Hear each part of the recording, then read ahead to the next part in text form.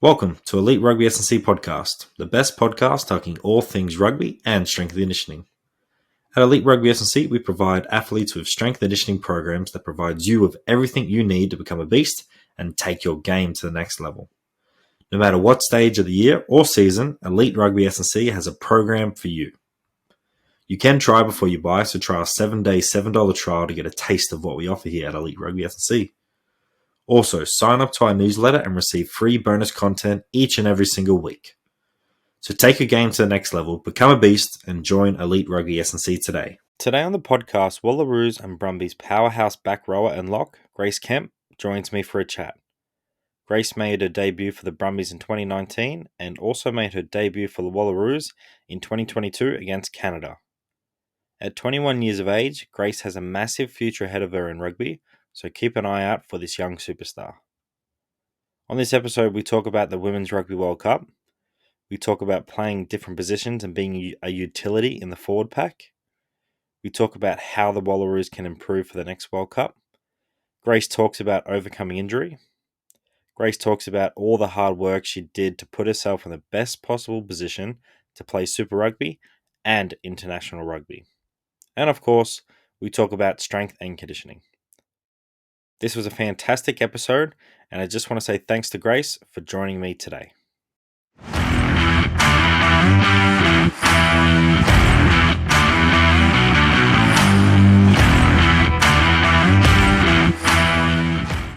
So g'day Grace, how are you? Good, thanks. How are you? I'm going really well today, thank you. So thanks for joining me today. How is the body travelling after the big year of rugby? I have to say I came back from the World Cup a bit sore, a bit broken. But at the moment I'm feeling pretty good, pretty fit, healthy, straight back into pre-season at Brumbies. So yeah, feeling pretty good. At the moment, not as conditioned as I was, but it's nice to have a bit of a break when we're back and slowly get back into it. Awesome. How long of a break did you have between World Cup and pre-season training? I had a week and a bit. Still did some gym, some light gym and some light running. But yeah, I had I went home to Harden for a week and then I came back and started doing a bit of running and gym and just keeping up on. I didn't want to lose everything that I'd gotten whilst I was away. No, that's fair enough. How is pre-season training going at the moment? What's your current split at pre-season between gym and field? We're gymming about 3 sessions a week. We've got 2 skills sessions. Monday we're just like with the Canberra group here at HQ, and then like a small skills session after gym on a Friday morning, and then Wednesday afternoon we come together as a whole squad at HQ. All the Sydney girls and all the girls from out west come in and we all train together on a Wednesday night, which is that's awesome. So before we get into more of the nitty gritty questions, growing up as a young girl, what sports did you play and how did you end up playing rugby? I gave every sport a good crack. I'm from a small town called Harden, and I guess sport's really big in Harden, and there's league and there was cricket and tennis and swimming, and so I gave everything a good crack and played rugby when I was in under 5s. Grow up watching Dad play for the Harden Red Devils. So I became a junior with them, and then I think I was about 7 or 8, and Mum kept me in under 7s for a few extra years than I was meant to. But yeah, after that I got into soccer. She didn't want me playing contact with the boys, so started a bit of soccer and then found a love for basketball when I was in year 5, 6. Played that all the way up until year 10 where I found rugby again. Women's started back up in Harden for the first time ever, and I was, I think, 16 playing with Opens Women's, and it was like a great experience, great bit of country footy, and yeah, my love for it really grew from there, and I've been playing ever since. That's awesome. So if you weren't playing rugby, do you think basketball would be your main sport or would it be something else? I don't know. I was pretty unco. I just got chosen because of my height. But I don't know. I think if I really knuckled down, I'd be playing basketball. But yeah, I can't see myself playing anything other than rugby. Okay, that's good. At least you picked a good sport to specialize in, and it's definitely worked out. Yeah, 100%. So 2022 was a massive year of rugby for you. You had the Women's World Cup. What was it like playing at a World Cup, and how did you find the experience and the level of competition over there in New Zealand? It was next level. I didn't really expect it to be like that. I guess like playing footy in Canberra and like you play test matches and they're nothing to that level of what the Red Roses are, or Black Ferns really came out firing at a whole different side. So I guess test matches were amazing this year, but going into that World Cup was something totally different, and it was such an amazing environment. I spoke to Cookie Burrows a bit before I went, and she gave me some good tips to take into the World Cup, just about like swapping kit, getting to know other teams, and it was next level. And to be able to be a part of that, and to be a part of, I guess, the New Zealand culture of rugby, it was amazing, and totally stoked for the opportunity. It was unreal. Yeah. That's awesome. How far away do you think the Wallaroos are in winning a World Cup? Do you think the level of competition is between you and New Zealand, and say us and New Zealand, and then us and England? Is that far away, do you think, or is it closer than we think? I reckon it's super close. Like, you look at that first half of our first World Cup game against Black Ferns at Eden Park, and we really had them under the belt there for a while. And I guess they had a really great halftime chat, and they really lifted their game, and we got put under pressure quite a bit, just with a few yellow cards and whatnot. But like, you look at the level of footy we were playing and they were playing, and I was just amazed. Like, sitting on that sideline waiting to go on, I was like, this is the best bit of footy I've ever seen. Like, it was all the black jerseys, and the crowd went quiet, and it was amazing. Like, I got goosebumps watching. No, that's cool. Yeah, it definitely seems like we're not that far away, the Wallaroos. It just needs to. The easiest option is to become a full, or not easy option, but the main option is to become a full-time athlete. That would be the easiest way to get you there, to best prepare you for the World Cup. What else sort of needs to be improved and built upon towards that next World Cup, in your opinion? Definitely coming out of this World Cup, like, training as a full-time athlete was amazing. Like, I loved every single minute of it, and just focusing on footy, or focusing on, like, I had time where I'd have to study whilst I was away, and just having those two focuses were next level. Like, I was able to focus on my like recovery after training, and fueling my body properly, and being around girls so we could study the plays more, and just being in that rugby environment. I feel like the more we're in that environment, the better we can become, and the more we can connect on and off the field. And that's super important. And I feel like the more we were away together, the more connected we became. It definitely showed, because that first half against the Black Ferns was awesome. Unfortunately, we fell off towards the back end, and then each game slowly getting better, and then putting an 80-minute performance in. And yeah, it's just showing that if you stay together a bit longer, learn each other's stories, and connect to each other, you become a better team. If you become a better team, you're going to be better out there on the field. 100%. Yeah. Alrighty. Next World Cup, we're coming for it. Yeah. So in those World Cup matches, you weren't just playing number 8 though. You were playing lock. Do you think this is something that's going to happen more often? And which positions do you sort of like playing more? Do you like playing 8, 6, or do you prefer playing lock a bit more? I was super lucky to be able to pick up that jersey and, I guess, pull on the green and gold in a position that was new kind of to me. I had played a bit of lock during Super W season in that first game against Tars. Jumping was a whole new role to me. being in those lineouts, listening to the calls, thinking about what I needed to do next. I was super lucky to have Mac, I guess, as my mentor, and I had people like M. Chance and Grace Hamilton to tell me to get up off the ground and fold around that corner. And I appreciated them so much because I felt like I was in a new role and I didn't want to let other people down, sort of thing, especially at a World Cup.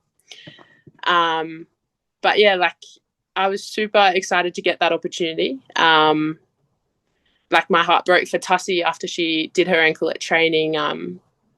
But we all supported her and we all got around her. But to be able to get that opportunity and to learn from her and to watch her clips and how she dominated the field in her role, and to be able to kind of take my own lead on that and put what my strengths are onto that field when I went on, I got like goosebumps going onto that field, and to be able to have all the girls around me to support me was super special. But yeah, like, I don't know, 5's so different to playing 8.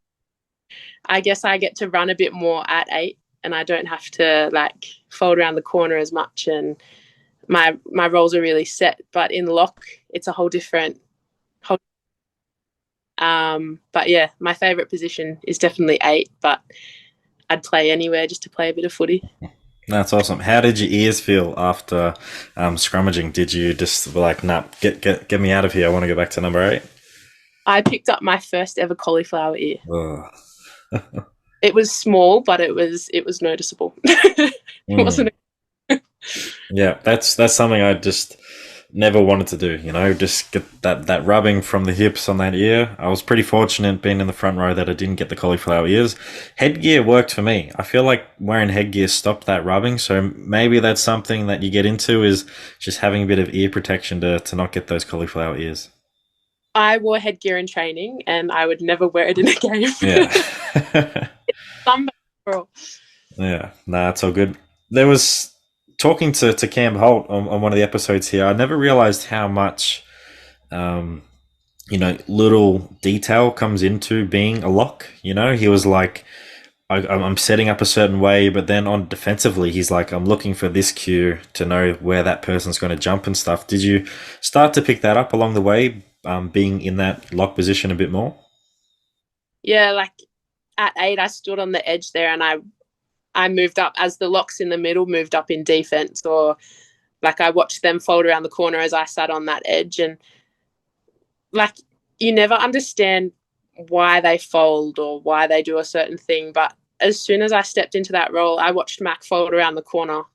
So I folded around the corner. I had to hold because there were too many around the corner. But being in lineouts and having to watch the trigger for the trigger for the lift, like all of those little things, like they're little details that can make a line out succeed or to absolutely break a line out. So I guess like big cues to them, like locks are great in my opinion. It's pretty hard. Yeah, it was next level, but really loved the opportunity to learn lineouts, I guess. Hadn't done them at 8, so to be able to get stuck right into the middle of them was pretty cool. So moving forward for the Brumbies and the Wallaroos, do we consider you being a triple threat? You know, doesn't matter where you are, you're just going to do the best job that you can?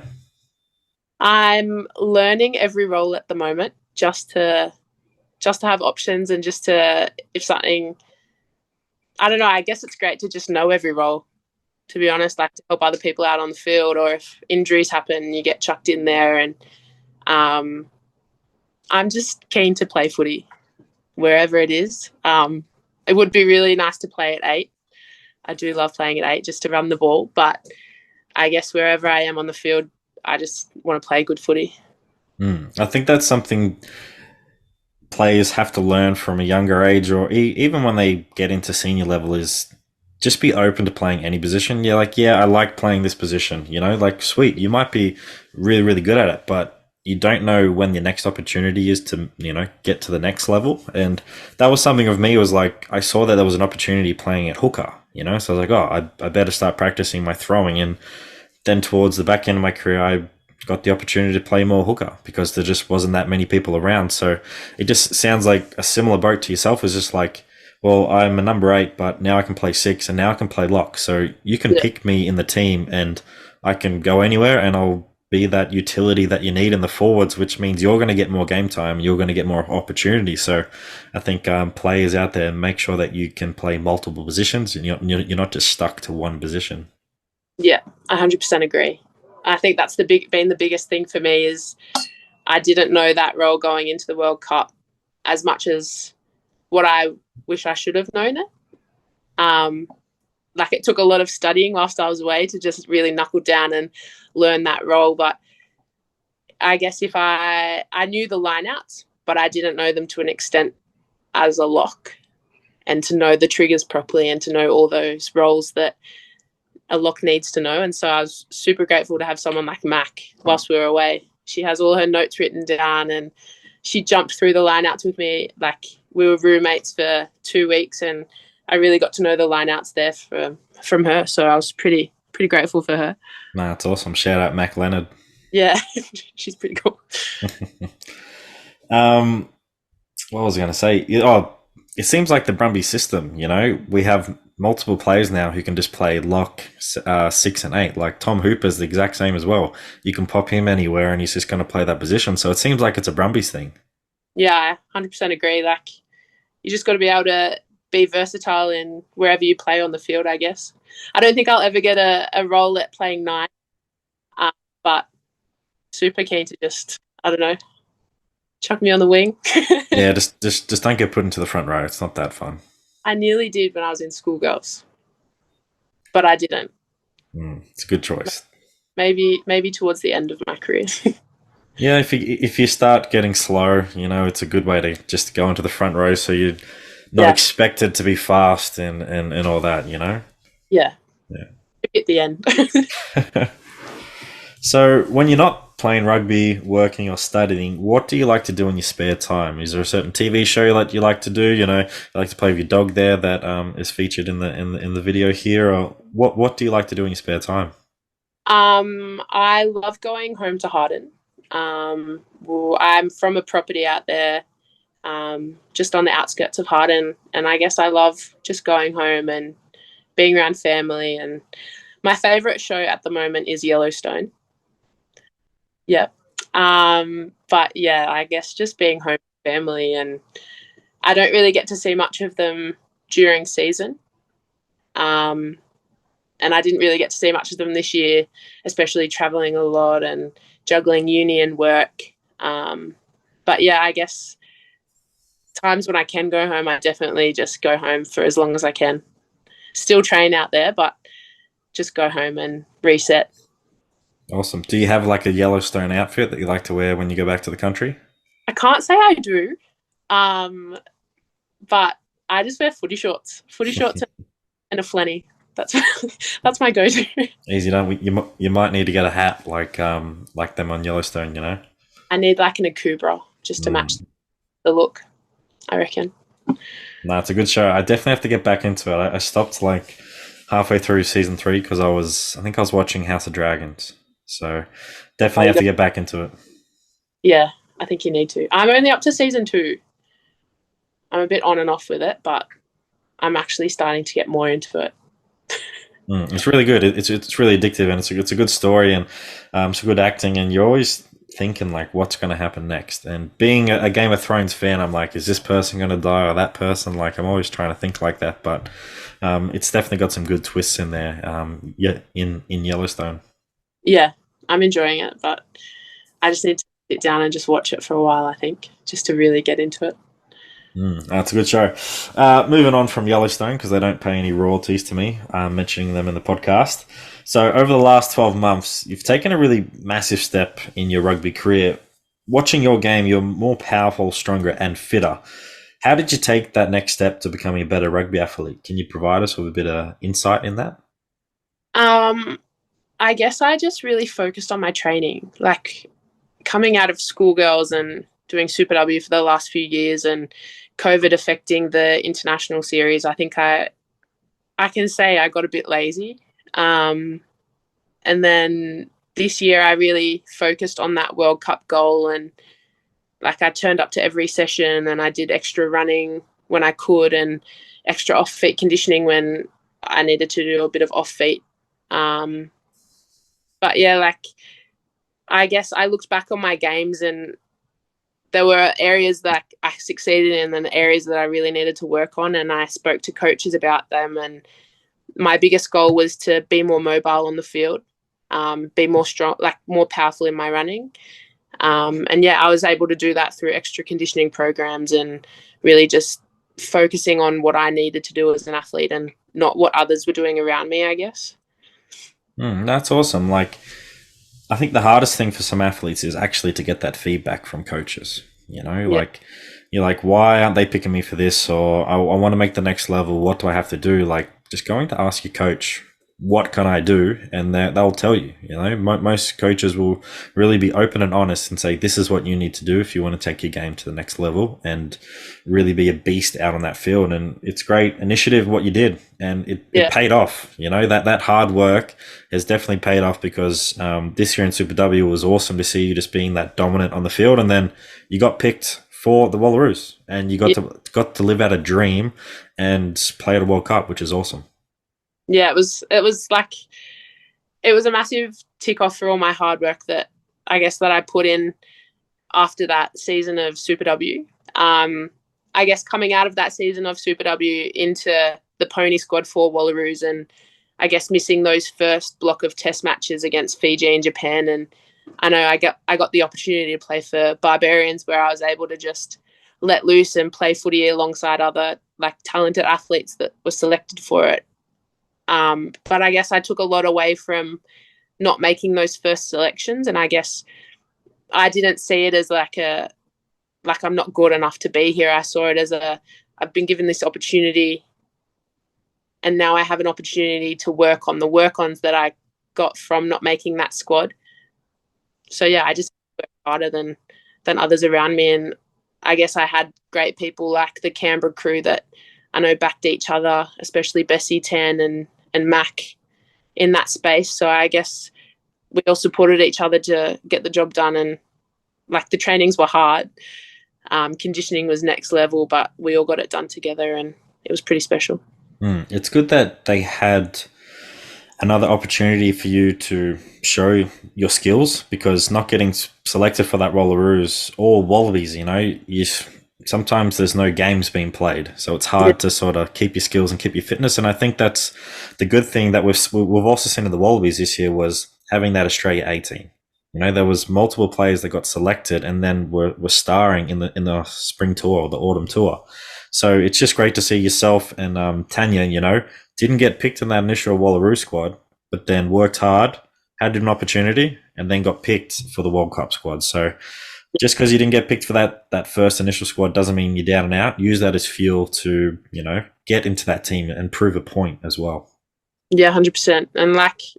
And with those like Aussie A tours, and I was lucky enough to go back on one in 2019 whilst I was in year 12, and I guess that really set the bar for me in where I wanted to be in the next few years with rugby. And I was around girls like Semi Wood and a few other Canberra girls that went, and I've just looked back on it from then, and rugby's grown so much for women's in Australia since then, and to be able to have Barbarians is super special, as you said.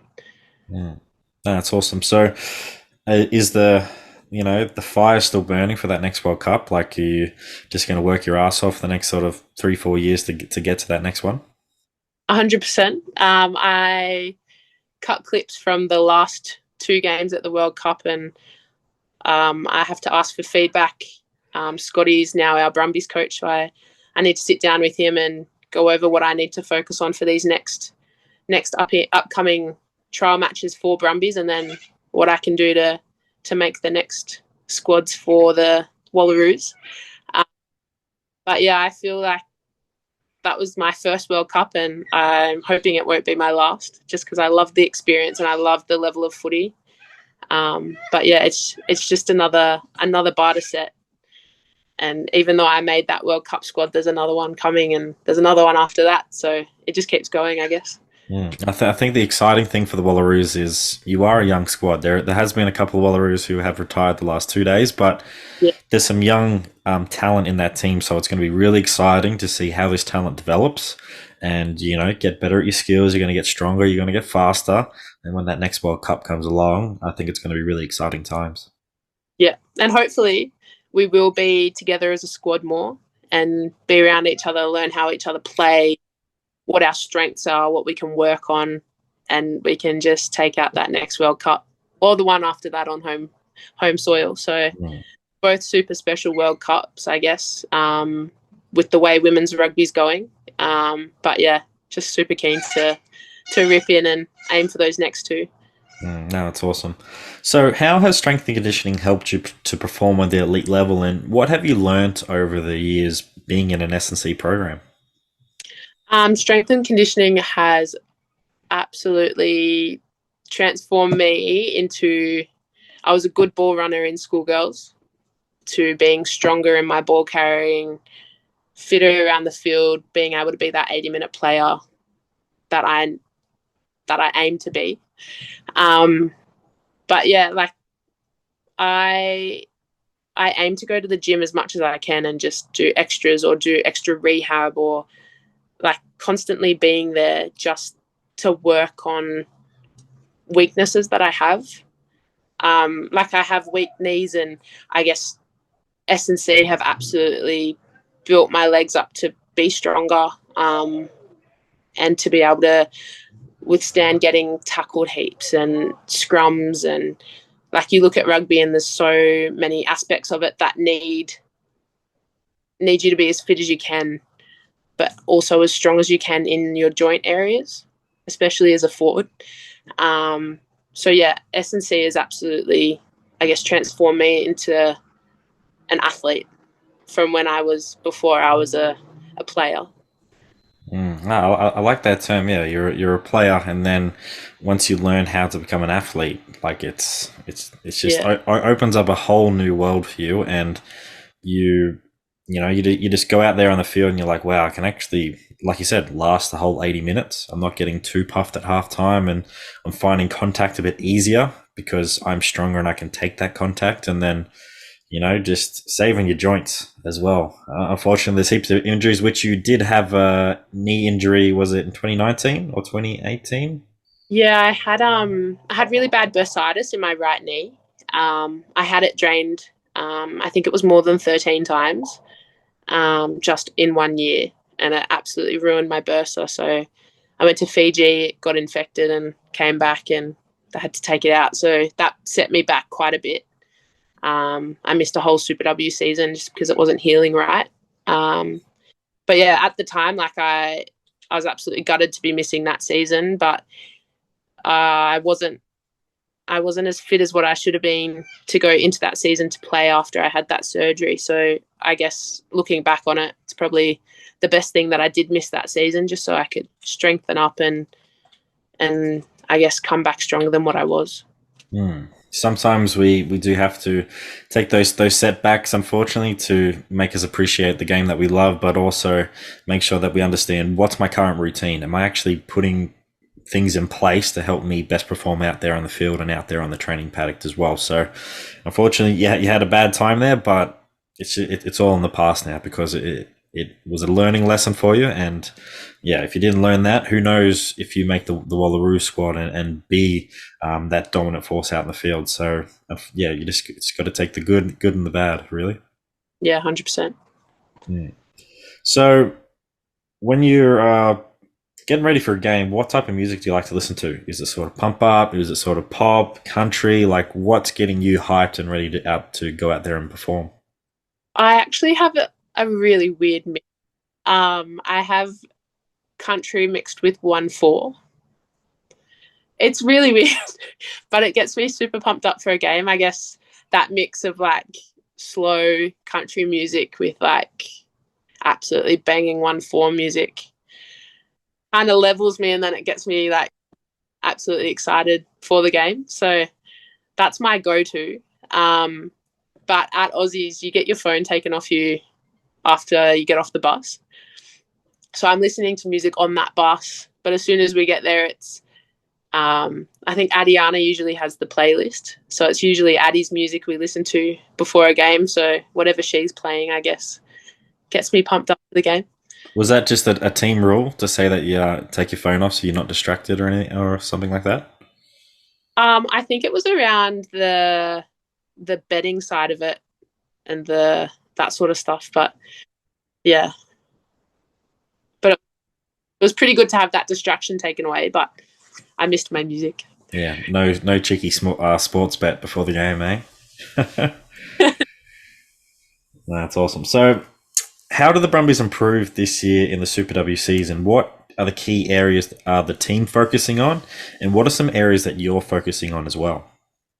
Some key areas that our team's focusing on. I guess we're coming out at a whole different style of footy from what we have played. We've got some new players from Sydney bringing a whole different style of footy from Sydney, I guess, into the squad.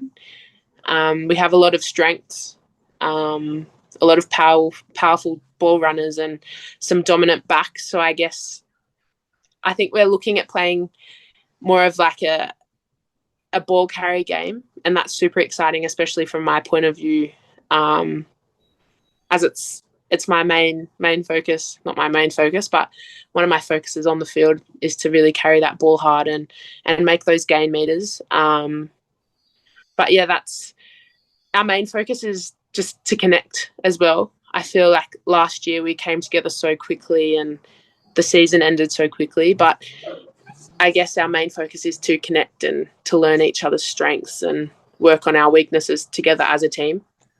But yeah.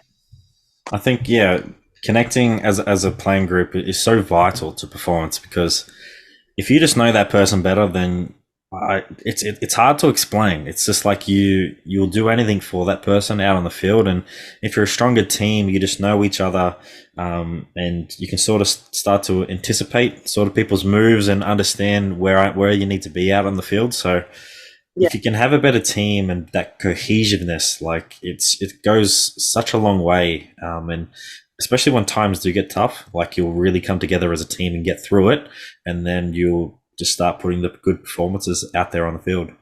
Yeah, 100%. And I guess like we have gone through some tough times at training, and there have been times where we've broken as a team already, and it's great to be able to find ways to fix that so early on in the season.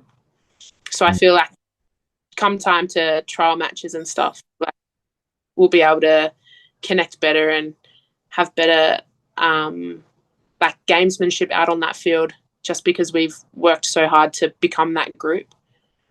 100%. And I'm really keen to see how the Brumbies go this year in the Super W season, because it just seems like we need to get over that hump of just beating Queensland and New South Wales once to just get that belief, because 5 years ago, the teams were dominating Queensland and New South Wales, and then it got to a point with the Super W that we just sort of started to take that step back. So I'm really looking forward to seeing how we go against those two teams, and if we can sort of get over that hump and really get that belief that we can beat those teams and that we can win that competition as well.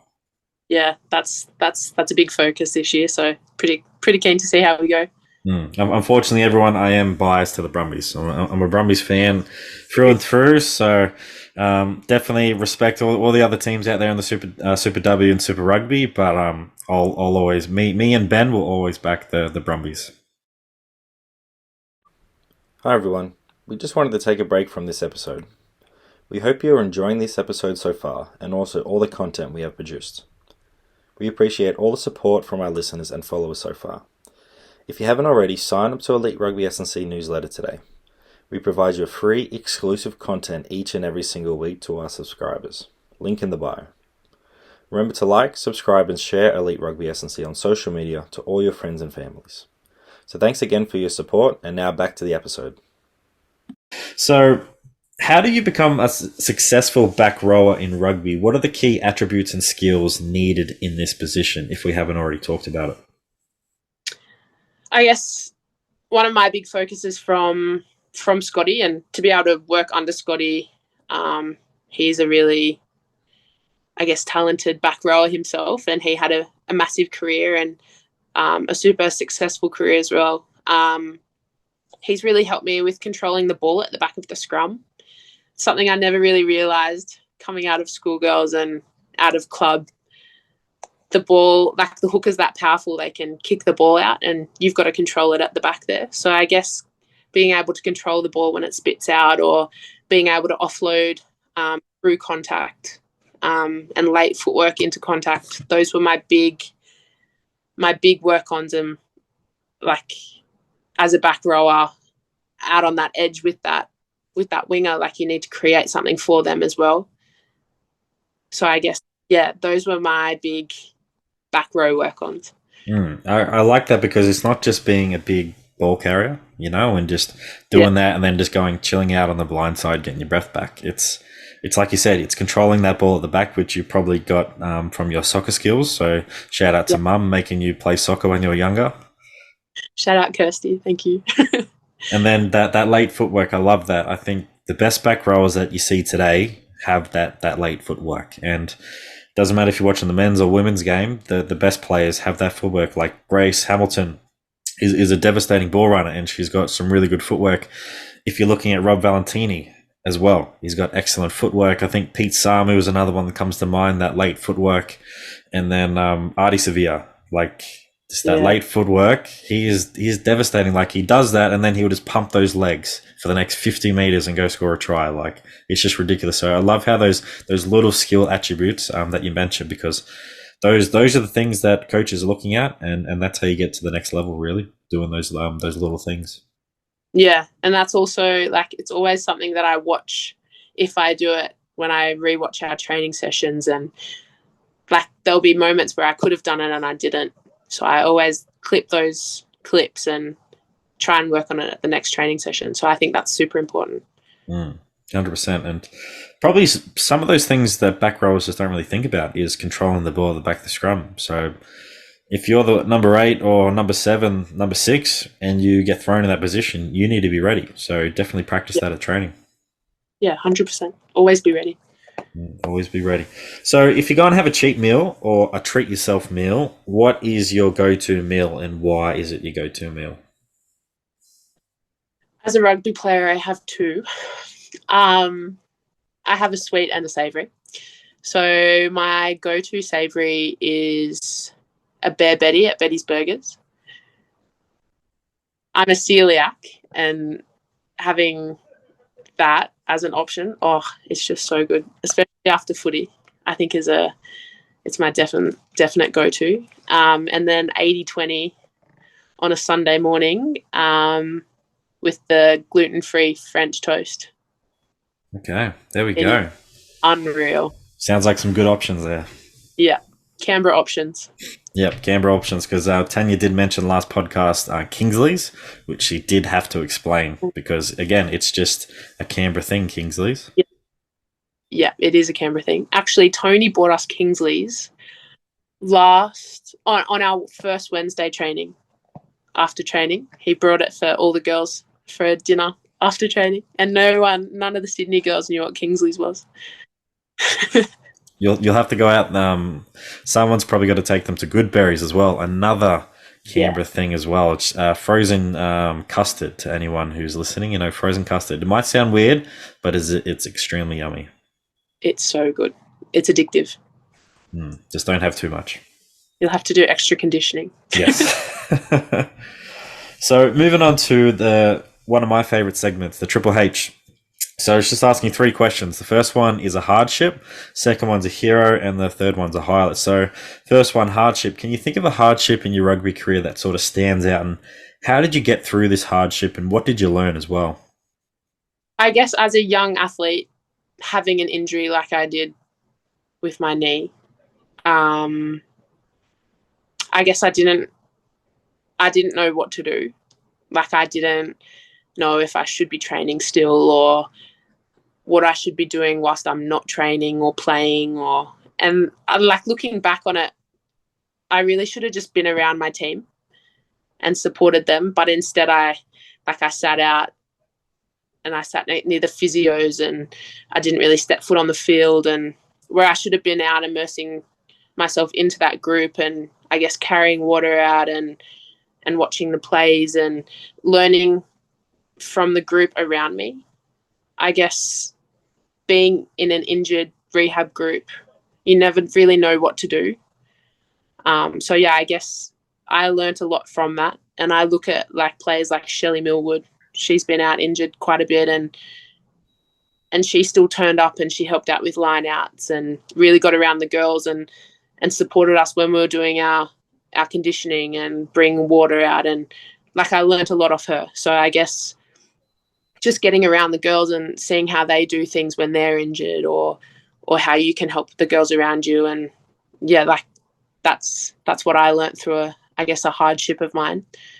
I love that. And again, it's probably something not mentioned, when I do get injured, what do I do, and there's still plenty you can do. Obviously it depends on the injury, but if it's a lower body injury, you can still do heaps of passing, you can do all that. And if it's a upper body injury, again, depending on what it is, you can still do quite a few things. And just being around the group, if it's line outs, go there, learn the calls more, challenge players to certain things, and just be the best teammate you can, bringing the water out, doing your extras right next to where your teammates are, so that they know you're still working really, really hard to get back into this team as well. So I think that's a great learning that you have had. And thanks for mentioning it. It's awesome.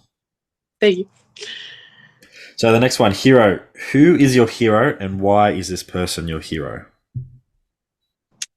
I actually got asked this question at camp, and I have a few in my life, but I guess growing up as an Indigenous player through the Indigenous pathways of Lloyd McDermott, and being able to be part of the Dreamtime program when they were running it through Rugby Australia for sevens. I learnt a lot about my culture, and through rugby, I like my culture through rugby. And Nikki Muller, she was my coach at the time, and I guess I don't look Indigenous when you look at me. Like, I've got super pale and red hair, and I was super, super nervous to go into that camp. National Sevens, Youth Sevens up in Brisbane. I played for Lloyd McDermott that year, and I was just so terrified to go into that camp because I didn't look Indigenous. And I guess you don't have to look a certain way just to be, I guess, your culture to show. And she really taught me that. And being at that camp, I learnt so much about my culture, and the girls accepted me, I guess, for who I was. And yeah, that was super, super special to me, and it left a massive mark for me on my rugby career, and really showed me how far I want to go and to represent my culture. Like, they all work so hard, and to be able to be, I guess, inspired by Muller to pave a path for those Indigenous youth coming into sport, no matter what sport it is, what level they're going into. I guess that's super, super important.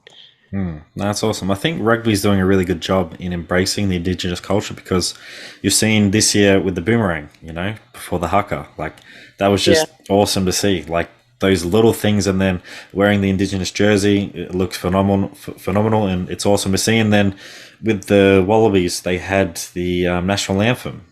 Part of it was using an Indigenous language as well. Like, just those little steps brings the game, it just makes it better, and it brings people more towards the game. And I think if we can continue to do small things like that, they go a long way. Yeah. So, like, our Wallaroos side, they wore the Indigenous jersey and sang the Australian anthem in Yugambeh language when they versed Japan at Bond Uni, and I think they were the first ones to do it. And just being there to witness it and to watch them learn and embrace our culture was super special.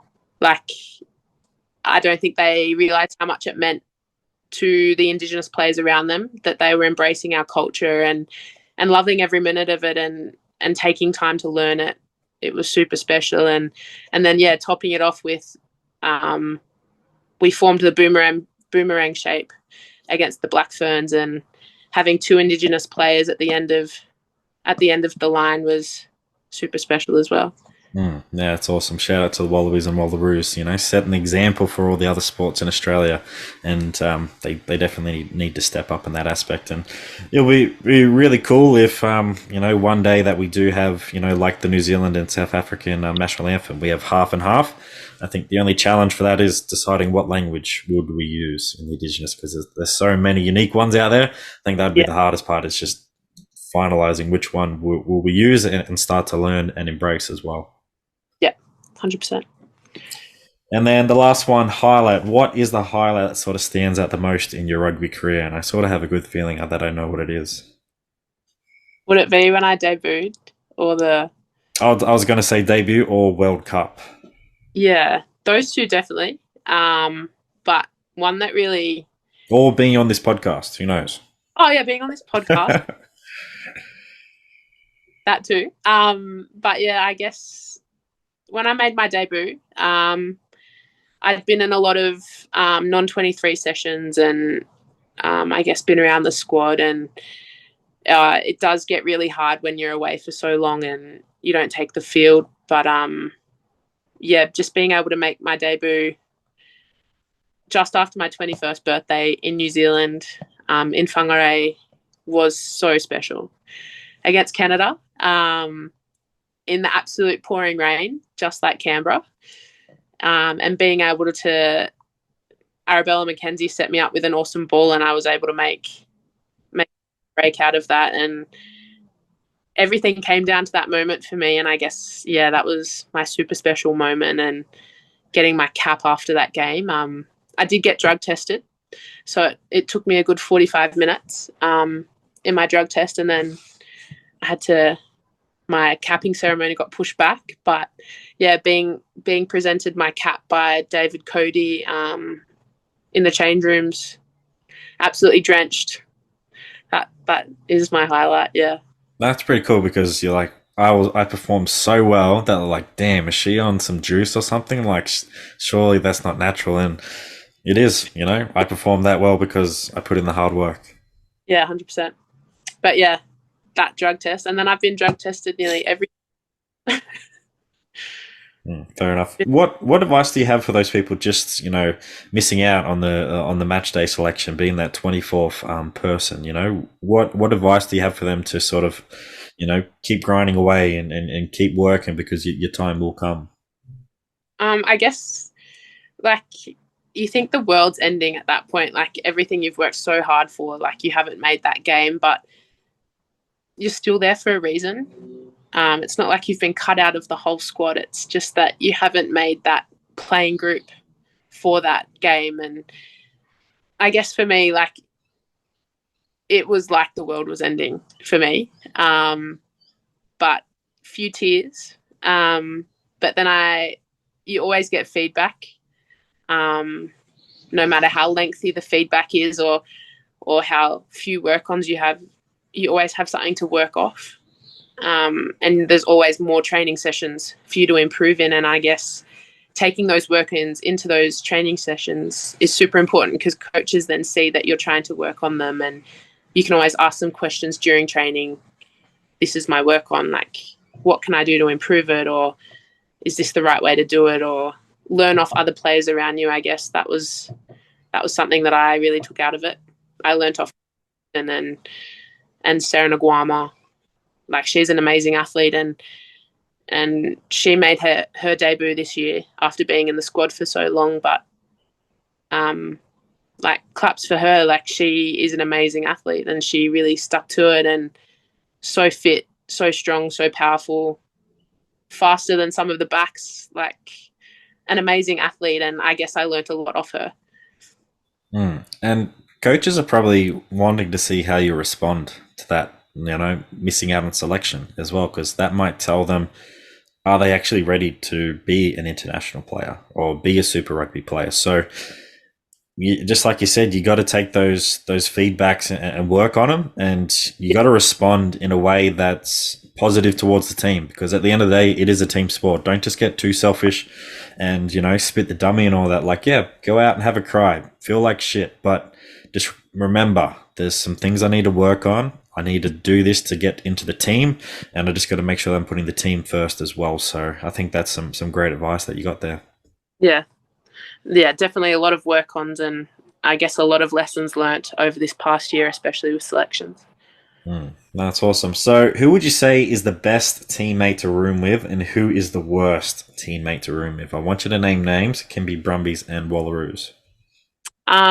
So coming out of this World Cup, all of my roommates were Brumbies girls. My best roommate had to be, I guess I have two. I have Mac and Bridie O'Gorman. So Mac was next level, the best roommate I've ever had. She helped me so much with my study for rugby and learning lineouts. And I guess we just had a routine after 2 weeks of being roomies, and our room was always clean, and it was great. And Bridie, Bridie's an amazing roomie. She has some good chats, some good laughs.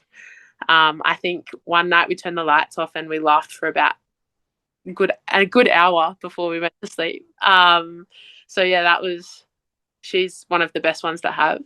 I don't know. I don't really have a worst roomie. It might be Pessy, just because she snores. Yeah, unfortunately, you can't help the snoring sometimes. It just happens. Yeah. But just don't be the roommate or the teammate, that smells or just doesn't pick up after themselves or has a messy room. Just don't be that person. I think there are a few of them on tour. Yeah. I'm glad you didn't get any of those. Yeah, I wouldn't have been able to survive if I did. Yeah. I'm not good. Yeah, personal hygiene. It goes a long way, everyone. It is, and just think about your roomie. So, who should be my next guest on the podcast? Is there any names that come to mind? I'm going to say Mac Leonard again. She's over in the UK, and I think, getting her experience of how she's going over there and how different the level of footy is over there, I think would be super, super interesting to, I guess, talk about and hear about. But yeah, or Laurie Kramer, she's over there too. Alrighty, I'll definitely reach out to them and see when they're available. And if it's too hard to work out, we'll just wait till they come back to Australia and get that experience. But it's cool to see some of the Wallaroos girls and Super Rugby girls heading over there to experience that. And hopefully they can bring all that knowledge and bring it back to the Super W. And hopefully the Super W can take some notes on not just having a 5-week season, having a 10-week season, expanding the comp, and definitely getting some more sponsorship as well. Yeah, 100%. Should be good. Excited for this season. Should be good. So where can listeners best find you on social media if they want to reach out? I have Instagram. That's my go-to. That's what I'm usually on. Grace Kemp, that's me. But yeah, that's where I'm at. Easy done. I'll pop that down in the show notes so people can connect. But thank you so much, Grace, for joining me today. It's been awesome to learn more about your story, and it's been an awesome 12 months. And I'm really excited to see how you develop next year and the many, many more years to come as well for you. So thank you very much for joining me today. It's been awesome. Thanks so much, Kieran. And thanks for supporting women's rugby. Thanks for tuning into another episode of Elite Rugby SandC podcast. Remember to like, subscribe, and rate Elite Rugby SandC on Spotify and YouTube, and make sure you follow us on Instagram. Sign up to become a beast via the link in the description or via Instagram page. Also, remember to sign up to our newsletter to receive free bonus content each and every single week. So don't wait, make that good decision, and join Elite Rugby SandC today and take your game to the next level. Thanks for listening.